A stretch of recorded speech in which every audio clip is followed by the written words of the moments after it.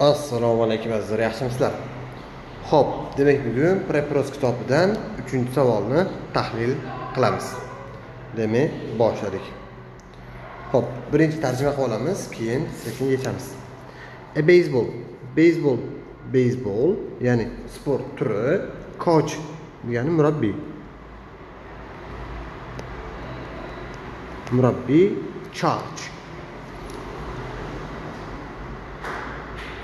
Charge degani qaranglar. To'lov olmoq, to'lov to'lamoq, ya'ni pul ma'nosida ketadi. Demak, hozir bu yerda to'lov olmoq ma'nosida kelyapti. Olmoq, to'lov oladi. Each har bir athletics, ya'ni athletics bu bilamiz nima? Sportchi. Sportchi $150 for uchun nima uchun? First month, ya'ni birinchi oy uchun. Birinchi oy, month degani oy. Birinchi oy uchun $150 olar ekan har bir athletics, ya'ni sportchidan.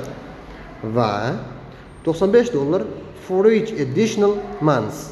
Demak, each yozdik, har bir additional.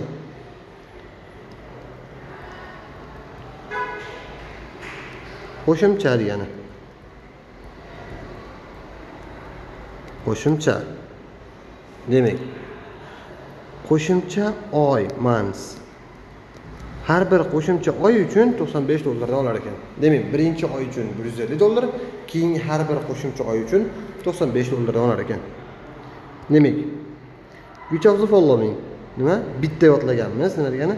Quyidagilardan qaysi biri deb buni juda ko'p ko'rganmiz. Quyidagilardan qaysi biri? Functions nima? Funksiya. Demak, funksiya. Quyidagi funksiyalardan qaysi biri correctly?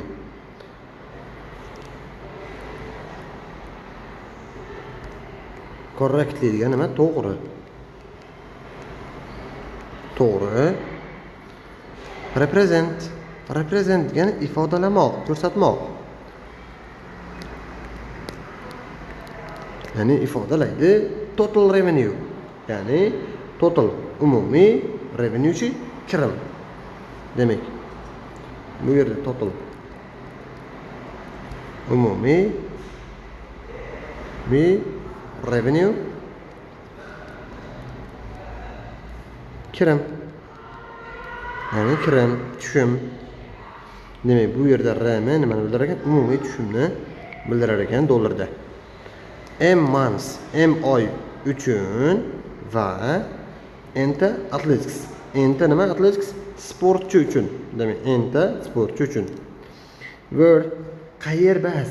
Biz matematikada qaysi deb tarjima qilib ketamiz. Ya'ni qaysi m va n pozitiv, musbat, integer, butun sonlar. Sonlar. Bo'ldi. Demak, shartiga tushunib oldik. Demak, birinchi oy uchun $150, qolgan har bir oy uchunchi $95 dan olar ekan. Demak, qaranglar. Bu yerda men birinchi bitta sportchi uchun ko'ray. M oy. Demak, u nima qiladi? Bitta sportchi uchun hisoblay, M oyga. Demak, o'zi M oy edi, $150 birinchi oy uchun to'ladi. Plus, endi qolganiga 95 dan deyapti. M oyda bir oy chiqib ketdi. Ana, endi bu tomoniga $95 dan. Qara sochib olsam, 150 plus 95 m minus 95 teng 150 dan 95 ayırsam 55 plus 95 m. Nima bo'ldi bu? Bitta sportchini to'laydigan puli chiqdi. Endi aytayaptiki, bu yerda RM bu umumiy kirim, ya'ni jami sportchi, enta sportchi uchun deyapti. Nima qilaman? N'ga ko'paytirib qo'yaman. Raqamni sochib olsam 55 n plus 95 mn degan javob chiqadi. Demak, tushundik. Nimaga n'ga ko'paytirganimni? Bu bitta sportchini kelib chiqdi. Buchi jami enta degan. Jami enta Athletics deganligi uchun enga ko'paytirib qo'ydim. Endi bu javobni topsam, xo'sh. 55m plus 95mn degan javob C javobga to'g'ri kelyapti. Adashtirib B'ni olib yurmanglar. Ehtiyot bo'linglar. E'tiborlaringiz uchun rahmat. Sog' bo'linglar, salomat bo'linglar.